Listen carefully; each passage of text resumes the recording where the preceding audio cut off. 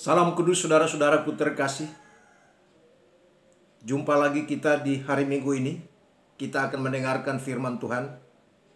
Namun sebelumnya jemaat, saya mohon kita berdoa agar pelayanan firman ini dipimpin oleh Roh Kudus. Mari kita berdoa. Bapa di sorga, Bapa di dalam nama Yesus, Tuhan dan Juru Selamat kami yang hidup. Terpujilah namamu kekal sampai kekal.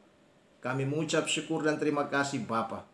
Kami jemaat-Mu yang kini berada di rumah masing-masing akan mendengarkan khotbah firman Tuhan yang akan hamba-Mu bawakan.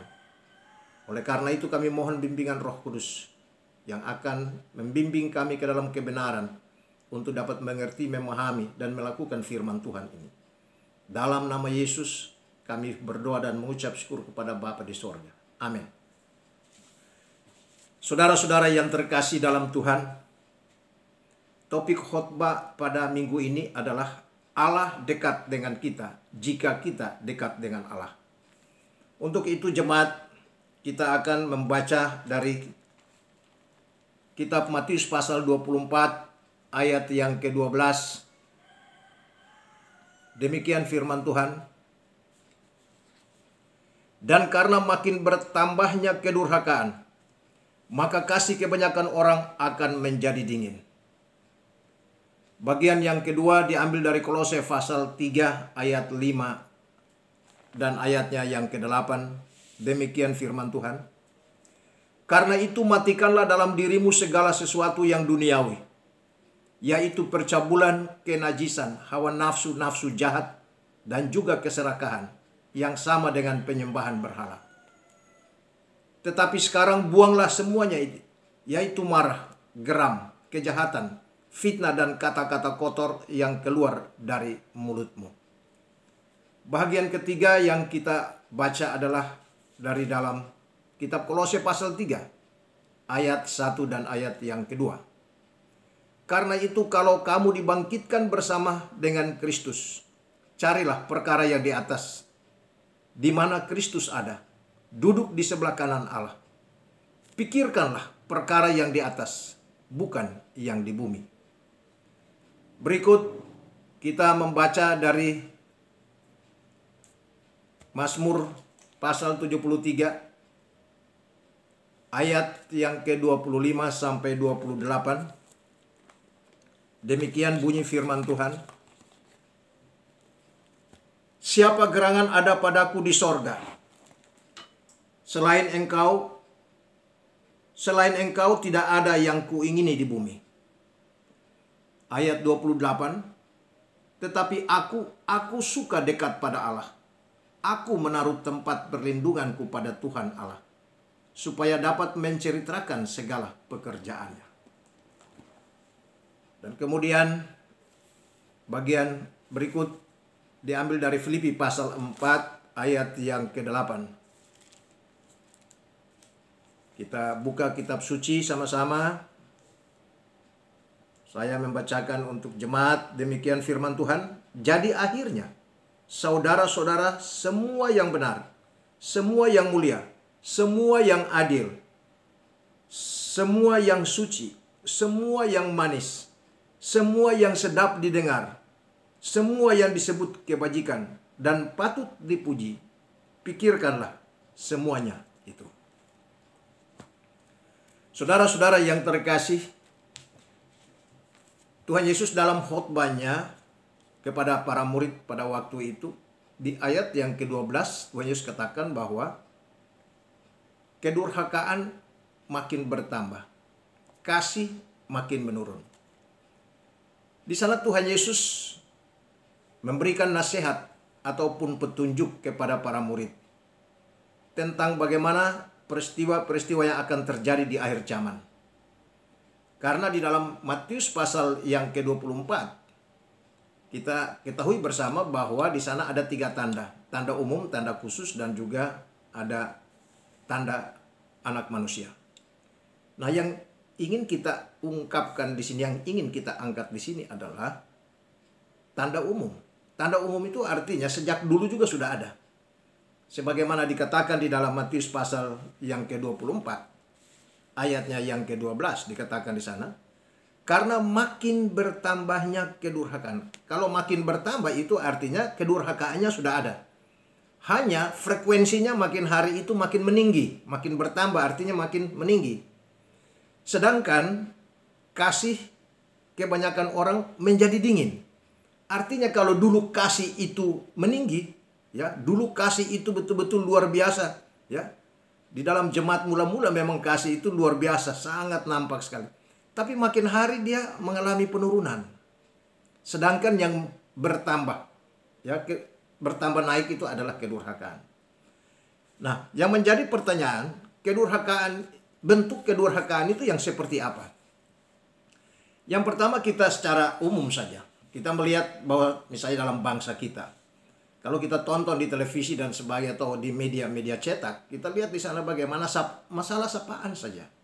Orang menyapa orang tua itu sudah tidak dengan sapaan kita kalau dulu, ya ada etikanya, ya, tata caranya, tata keramanya. Kalau sekarang sudah tidak ada etika. Anak sudah tidak lagi menghormati orang tua.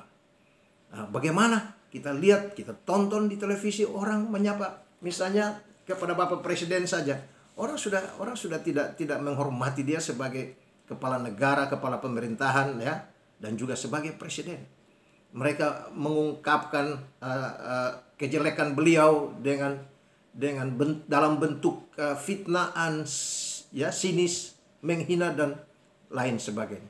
Nah, sebenarnya ini sudah melanggar norma atau aturan, ya, dalam berkehidupan, dalam berbangsa dan bernegara. Tapi itu kenyataan, ya. Ya, kita lihat bagaimana orang menghujat dia, bagaimana orang menghina, ya. Itu adalah bentuk-bentuk daripada kedurhakaan yang makin hari makin meninggi. Katakanlah kita pernah mendengar tentang sebuah cerita dongeng, ya, bukan dongeng tapi cerita Malin Kundang.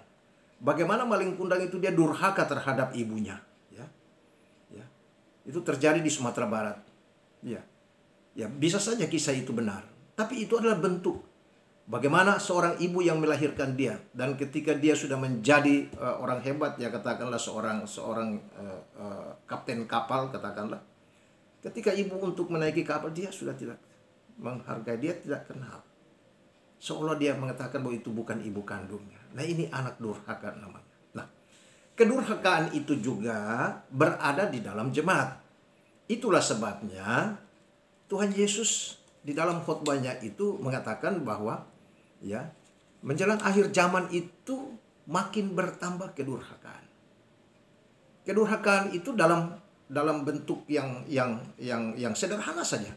Misalnya di dalam kehidupan rumah tangga, misalnya dalam kehidupan rumah tangga masih, ya, kalau di kalangan dunia kita tahu bahwa bagaimana orang tua bisa bunuh anak, ayah bunuh istri, istri bunuh suami, anak dan istri sekongkol bunuh suami, kemudian suami istri sekongkol bunuh anak, ya, kemudian anak kawin dengan ayah, ibu kawin dengan anak.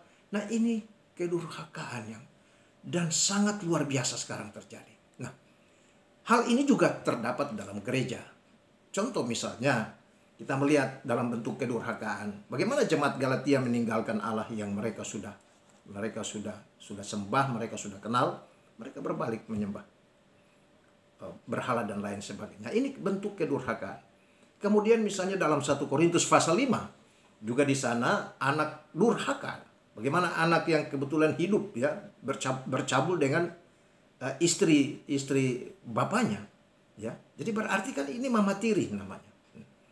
Di dalam lingkungan orang dunia saya tidak ada, tapi di dalam jemaat ada.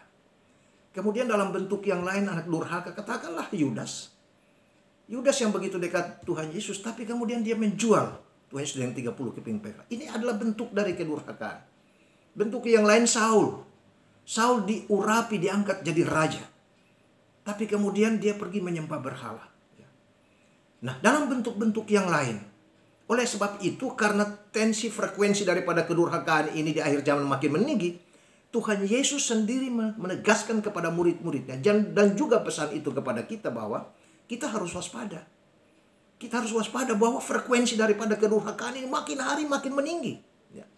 Bahkan sampai nanti kita pengangkatan. Ya. Oleh sebab itu tentu ada sikap dari kita. Apa sikap kita? Nah, di dalam Kolose pasal yang ketiga, ayat 5 dan ayat yang ke-8, juga mengatakan tentang bentuk daripada kedurhakaan itu. Ya. Bentuk dari kedurhakaan yang dikatakan di sana itu seperti apa? Misalnya, anak-anak Allah yang sudah mengenal kebenaran, tapi kemudian kembali melakukan misalnya percabulan, kenajisan, hawa nafsu, nafsu jahat, keserakahan, yang sama dengan penyembahan berhala. Ya. Jangan sampai itu terjadi, tapi memang sudah terjadi karena itu ditulis di dalam Kolose pasal 3 ayatnya yang ke-5. Ini juga bentuk daripada kedurhakaan itu. Nah, tentu saja sebuah perhatian yang khusus Tuhan berikan kepada para murid, dan pesan itu juga disampaikan kepada kita pada hari ini, bahwa kita harus waspada. Kedurhakaan makin meninggi. Jangan sampai kita yang sudah memiliki kasih yang sempurna ini, jangan sampai kasih ini di dalam praktek kehidupan nyata itu justru makin menjurus ke bawah. Bukan meningkat ke atas, tapi menjurusnya ke bawah.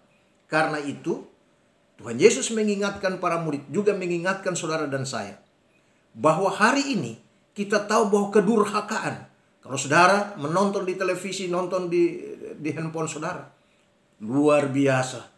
Kerusakan moral, kejahatan manusia, sungguh sangat luar biasa. Dan sekarang ini memang sudah tergenapi nubuat yang dikatakan oleh Tuhan Yesus. Oleh sebab itu, karena kita sementara menuju ke pengangkatan, maka seharusnya kalau kedurhakaan itu makin meninggi, maka kasih kita juga harus semakin. Bila perlu, kasih kita itu harus melewati kedurhakaan. Nah, pertanyaan kita adalah bagaimana kita menyikapi ya masalah kedurhakaan, supaya kedurhakaan ini kita tidak tergoda dan kita tidak ikut larut ke dalam kedurhakaan. Jawabannya ada di dalam ayat 12 dari Matius 24. Maka tingkatkanlah kehidupan kita. Kasih itu harus kita tingkatkan. Mengasihi Allah jauh lebih tinggi daripada mengasihi kedurhakaan. Mengapa demikian? Itulah sebabnya di dalam Kolose pasal 3 ayat 2 dikatakan, jika kamu dibangkitkan bersama-sama dengan Kristus, carilah perkara yang di atas, di mana Kristus ada. Ya. Pikirkan yang di atas, bukan yang di bumi. Jadi bagaimana caranya bagaimana sikap kita untuk mengatasi ya masalah kedurhakaan? Kedurhakaan ini masalah dunia. Sedangkan kita ini dikatakan anak Allah, kewargaan sorga. Kita asal dari sorga. Masa orang sorga harus memikirkan hal yang duniawi? Karena itu, supaya kita tidak terbawa ke dalam kedurhakaan dunia ini, firman Tuhan memberi perhatian kepada kita. Firman Tuhan menghendaki supaya kita harus berpikir tentang hal-hal sorgawi. Apabila kita berpikir tentang perkara yang di atas, maka kita mengabaikan yang di bumi. Biarkanlah yang di bumi, tapi kita berpikir tentang yang sorgawi. Mengapa demikian? Dengan berpikir tentang hal sorgawi, maka dengan sendirinya kita mematikan perkara-perkara duniawi. Kedurhakaan itu sudah tidak lagi kita ingini. Sebagaimana yang dikatakan di dalam Mazmur 73 ayat 25 sampai dengan 28. Saudara-saudara yang kudus, bahwa kedurhakaan itu sudah bekerja. Sudah bekerja, bukan belum. Dan itu tercatat dalam 2 Tesalonika pasal 2 ayat yang ke-7. Ya. Kedurhakaan itu sudah bekerja. Dan sekarang makin gencar. Tapi saudara dan saya, marilah kita. Saya ajak kita, firman Tuhan menghendaki supaya kita harus meningkatkan hubungan antara kita dengan Allah. Kasih kita terhadap Allah harus jauh melebihi daripada segala-galanya. Daud mengatakan bahwa apalagi yang dia ingini di bumi ini sudah tidak ada. Yang ada yang dia ingini ialah bagaimana dia harus dekat dengan Tuhan. Dia harus dekat dengan Allah. Jika dia dekat dengan Allah, Allah dekat dengan dia. Dan dia berada di bawah lindungan Allah. Karena dia berada di bawah lindungan Allah, maka dia menceritakan segala kasih dan kebaikan Allah kepada dunia ini. Supaya melalui kesaksiannya, orang di dunia ini juga boleh memuliakan nama Allah. Demikian pula dengan saudara dan saya. Kita sudah tahu bahwa kedurhakaan makin hari makin meningkat. Jangan sampai kasih kita makin menurun. Justru sebaliknya, kita tingkatkan kasih. Karena kita adalah orang sorga. Tidak perlu kita berpikir tentang masalah bumi ini, masalah dunia ini. Biarkanlah kedurhakaan dengan segala macam bentuk, silakan, boleh. Tapi kita adalah warga sorga. Kita harus berpikir tentang sorga. Kita harus pikirkan yang di atas, bukan yang di bumi. Itulah sebabnya mari kita mengikuti teladan Daud. Berpikir tentang Allah. Dengan demikian, kita sudah tidak lagi mengingini hal-hal dunia. Dan karena itu, kita mendapat perlindungan Tuhan. Dan menceritakan kebaikan Tuhan kepada orang lain. Sehingga dengan demikian, kita diberkati. Jadi kesimpulannya, bagaimana mengatasi kedurhakaan? Jawabannya cuma satu. Kita harus mengubah sikap berpikir kita. Kita berpikir tentang hal-hal surgawi. Otomatis yang kedurhakaan dengan sendirinya akan kita abaikan. Nah, untuk itu bagian firman Tuhan yang terakhir. Saya mengundang jemaat. Mari kita membaca dari dalam Filipi pasal yang keempat. Ayat yang ke-8, demikian firman Tuhan. Jadi akhirnya saudara-saudara, semua yang benar, semua yang mulia, semua yang adil, semua yang suci, semua yang manis, semua yang sedap didengar, semua yang disebut kebajikan dan patut dipuji, pikirkanlah semuanya itu. Semoga pelajaran firman Tuhan pada minggu hari ini dapat kita pahami, menjadi berkat bagi kita, teristimewa, mendekatkan kita dengan Allah, supaya Allah juga dekat dengan kita. Jika Allah dekat dengan kita, kita mendapat perlindungannya, dan kita diberi ruang untuk menyaksikan dan menceritakan segala pekerjaan yang Allah telah kerjakan kepada kita melalui Yesus, lewat pengorbanannya di salib. Yaitu bahwa Yesus telah mati, hapus segala dosa kita. Semua dosa kita telah lunas. Kita telah dikuduskan satu kali untuk selama-lamanya. Sehingga kapanpun kita meninggalkan dunia ini, kita pasti ke sorga. Amin. Jemaat, mari kita berdoa. Bapa di sorga, kami mengucap syukur, terima kasih Tuhan. Terima kasih untuk firman-Mu yang sudah kami dengarkan. Biarlah kami hidupi firman Tuhan dalam hidup kami hari lepas hari. Berkati semua anak-anak Tuhan, orang-orang kudus yang ada di rumah masing-masing. Beri kekuatan, kesehatan bagi kami semua Bapa. Dan biarlah sepanjang hari ini, tubuh jiwa roh kami pergunakan hanya untuk memuliakan nama-Mu Bapa. Dalam nama Yesus Tuhan Juru Selamat kami berdoa dan mengucap syukur pada Bapa di sorga. Amin. Salam kudus, Tuhan Yesus memberkati.